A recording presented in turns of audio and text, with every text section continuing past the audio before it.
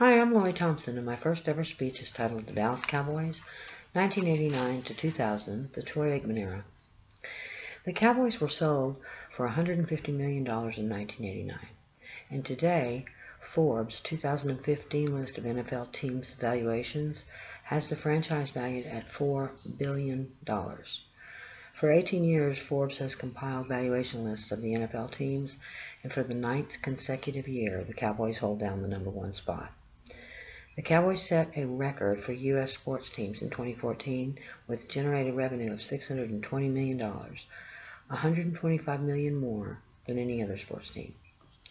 In '89, the new owner, Jerry Jones, fired head coach Tom Landry, which angered many fans for years to come. Jimmy Johnson was named as the Cowboys head coach, and future Hall of Famers Troy Aikman and Michael Irvin were mere rookies. The season ended with one win and 15 losses, the worst in the franchise's history. It's a long road from last place in the NFL to world champions.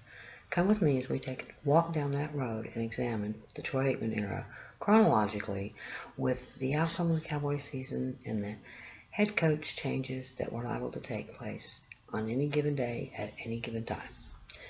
In 1990, the Cowboys acquired Emmitt Smith and improved to a 7-9 record. In '91, the team seemed to be falling into place like puzzle pieces, with 11 wins and 5 losses and going to the playoffs in the wild card game. Cowboys would defeat Chicago in the wild card game and advance to the division playoffs, only to lose to Barry Sanders and the Detroit Lions by a score of 38-6. 1992 saw a 13-3 record, first place in the East Division.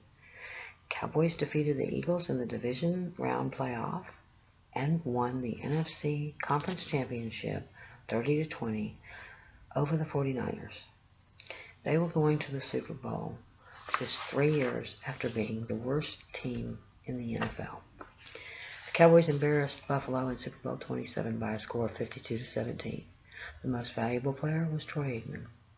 In 1993, a 12-4 record and another first place in the division sent Green Bay to Texas Stadium for a divisional playoff, which Cowboys won 27-17. In the NFC Conference Championship, the Cowboys once again defeated the 49ers, and they were headed to back-to-back Super Bowls. Super Bowl 28 in the Georgia Dome ended with the Boys defeating the Bills 30-13. Most valuable player honors went to Emmitt Smith.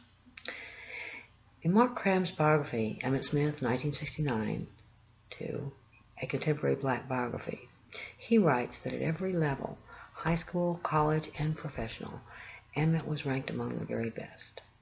Emmitt broke many records, including Walter Payton's, when Emmitt became the NFL's all-time leading rusher, a title he still holds today.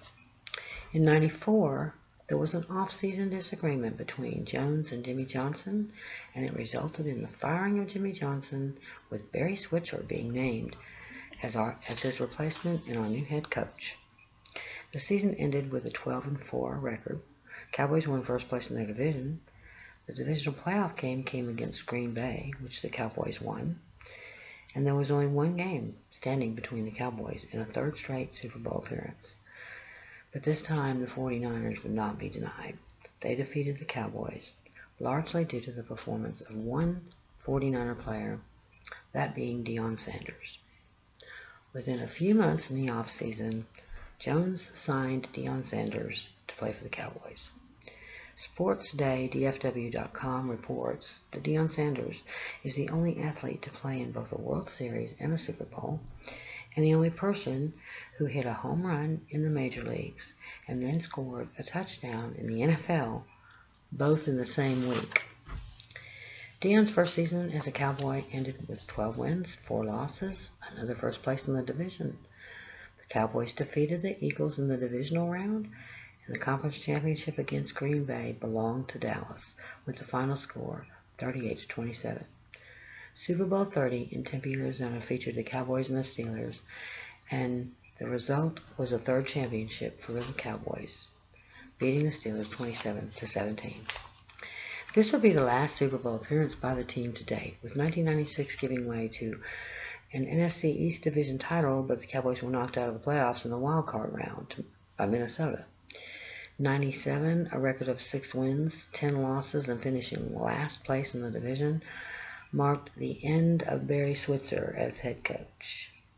Chan Gailey was named head coach, and the 1998 season saw an improvement with a 10-6 record. Another NFC East Division title, but losing once again in the first round of the playoffs to the Cardinals.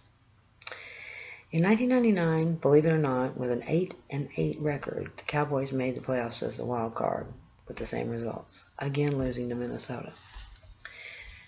The year 2000 saw the end of Chan Gailey as head coach. Bye, Chan. And he was replaced by Dave Campo. The season ended with a losing record of 5 wins, 11 losses, last place in the division, and would mark the end of the Troy Aikman era, as Troy announced his retirement from the NFL in 2001. In closing, the Cowboys were vigilant and proved that with the right personnel on the field, a team can go from worst to best in just 3 years. This era, which began with a new owner who fired the beloved Tom Landry, Troy Aikman and Michael Irvin's rookie season, and the same era ended with 4 head coaching changes, 6 division titles, 3 conference championships, and 3 lovely, gorgeous Super Bowl championships, and saying goodbye to Hall of Fame quarterback Troy Aikman. Despite the fact that it's been 20 years since the Cowboys have won a Super Bowl, or even been in a Super Bowl, they still maintain the number 1 spot as the team with the highest value in the NFL for 9 years running, and are currently worth $4 billion. Pretty nice return on a mere $150 million investment, wouldn't you say? How about them boys?